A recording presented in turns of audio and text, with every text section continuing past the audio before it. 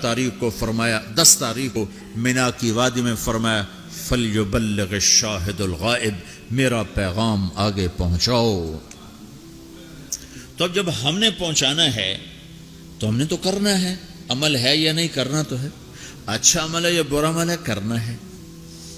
پھر دوسری بات یہ ہے پتہ نہیں کس کی تو فعل اللہ تعالیٰ ہماری بھی بخشش کر دے، جنت میں لوگ جا رہے ہوں گے اور ادھر مجرم کھڑے ہوں گے، جہنم والے کھڑے ہوں گے، تو جنت میں لوگ جا رہے ہوں گے تو جہنم کی صفوں میں سے ایک آدمی کہے گا بھائی صاحب، ایک جنتی تو بھائی صاحب، تو وہ کھڑا ہو جائے گا، آپ نے مجھے پہچانا؟ کہے گا نہیں۔ کہا میں نے دنیا میں آپ کو وضو کی ضرورت تھی تو میں نے آپ کو وضو کا پانی دیا تھا، یا یوں آتا ہے میں نے آپ کو پیاس سے میں نے آپ کو پانی پلایا تھا، یاد آیا؟ کہا ہاں یاد آیا۔ کہا دیکھو میری جہنم کا فیصلہ ہو گیا ہے، میری سفارش تو کر دو۔ تو وہ کہے گا یا اللہ، یہ تیرے اس بندے نے میرے اوپر ایک احسان کیا ہے، مجھے یاد دلایا ہے، میرا جی نہیں چاہ رہا کہ میں اس کے بغیر جنت میں جاؤں، یا اللہ اس سے بھی میرے ساتھ کر دے۔ تو اللہ فرمائے گا چل تو لے جا، تیرے پیچھے اس کو بھی کر دیتا ہوں، ٹھیک ہے۔ میری تبلیغ مردود ہو گئی، آپ کی تبلیغ مردود ہو گئی، آپ کھڑے ہو گئے مجرموں کے صف میں، آپ کے طفیل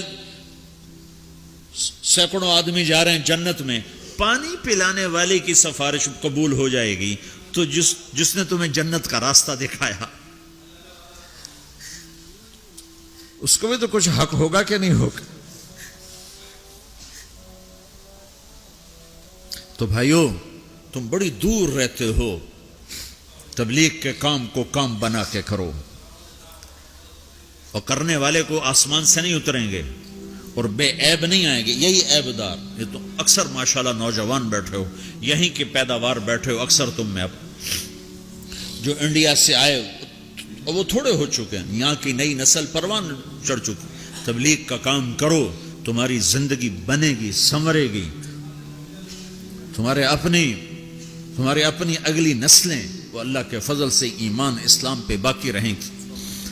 اگر تبلیغ کی محنت مٹ گئی تو کچھ باقی ہاتھ میں نہیں رہے، کچھ ہاتھ میں نہیں رہے گا، اور اسے اپنا کام سمجھ کے کرو۔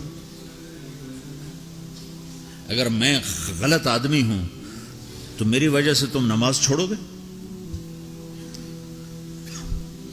کہا جی باز میں نے تو نماز پڑھنا چھوڑ دی ہے۔ کیوں چھوڑ دی ہے؟ کہ طارق جمیل کو دیکھا نمازی ہو کر وہ جھوٹ بولتا ہے تو میں نے نماز چھوڑ دی۔ کبھی کبھی دیکھا ایسا؟ جی میں نے تو حج کرنا چھوڑ دیا ہے۔ کیوں چھوڑ دیا ہے؟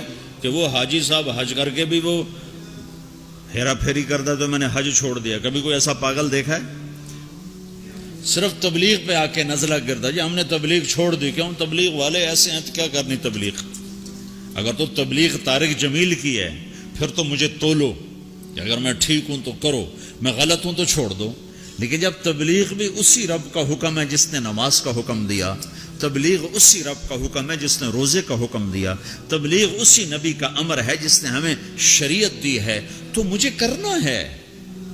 سارے تبلیغ والے برے ہوں مجھے کرنا ہے، سارے تبلیغ والے اچھے ہوں مجھے کرنا ہے، سارے مسلمان کوئی اچھے ہیں، اکثریت تو بروں کی ہے، تو ہم کلمہ بھی چھوڑ دیں، پھر اسلام بھی چھوڑ دیں کہ مسلمان بہت برے ہیں اسلام چھوڑ دو۔ میں یہ دعویٰ تو نہیں کرتا ہوں، ہدایت اللہ کے ہاتھ میں ہے۔ جتنے بیرون ملک گئے مسلمان، اگر ان کے اخلاق ہوتے میرے نبی والے تو اسلام یوں پھیلتا جیسے صبح صادق کی روشنی پھیلتا۔ تو ہماری بد اخلاقی نے ہمیں تباہ کر دی۔ تو کسی کی برائی سے حکم تھوڑے چھوڑا جاتا ہے۔ میرے برے ہونے سے تم مدرسے پڑھنا چھوڑ دو گے، علم چھوڑ دو گے؟ مولوی بڑے خراب ہوتے ہیں، علم ہی چھوڑو۔ نمازی بڑے خراب ہیں، داڑھی والے دیکھو داڑھی رکھ کے جھوٹ بول، لہذا داڑھی منڈا دو۔ تو اب تو تم نے دو گناہ کر دی، ایک جھوٹ بولنے کا، ایک داڑھی منڈانے کا۔ چونکہ جھوٹ بولنے کا تعلق داڑھی سے نہیں ہے، جھوٹ بولنے کا تعلق شریعت سے ہے۔ شریعت میں جھوٹ بولنا حرام ہے۔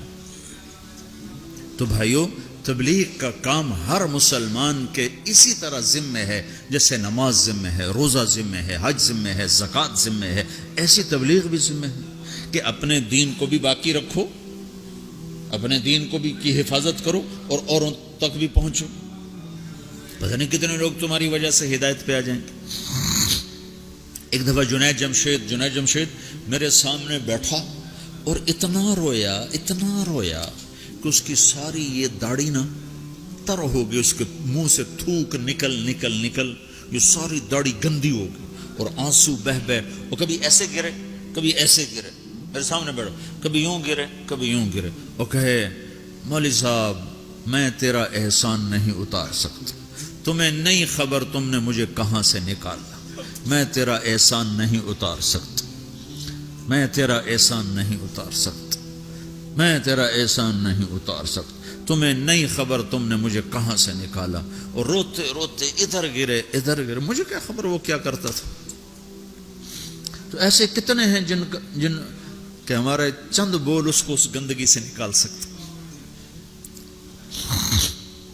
تو بھائیو اس تبلیغ کے کام کو اپنا کام بنا کے کرو.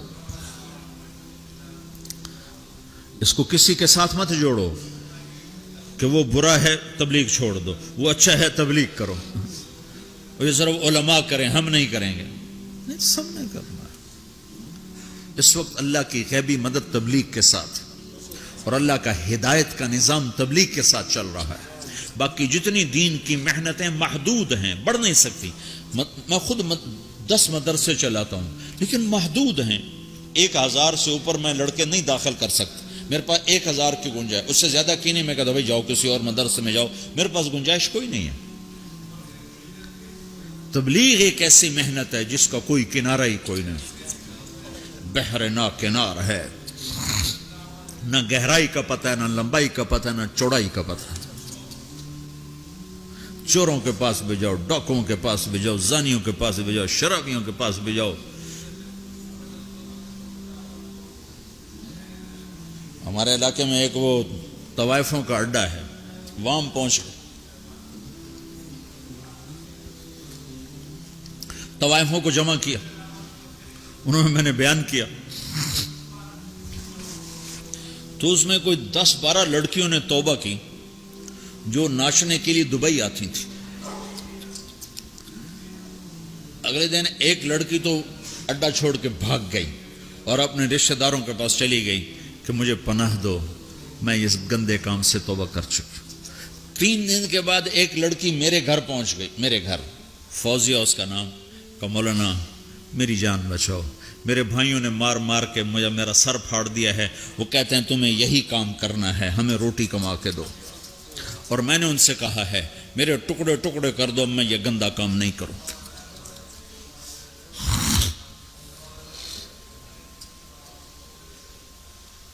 ہم نے تو ہر ایک کے پاس جانا، پتہ نہیں کون کس وقت ہدایت پر آج.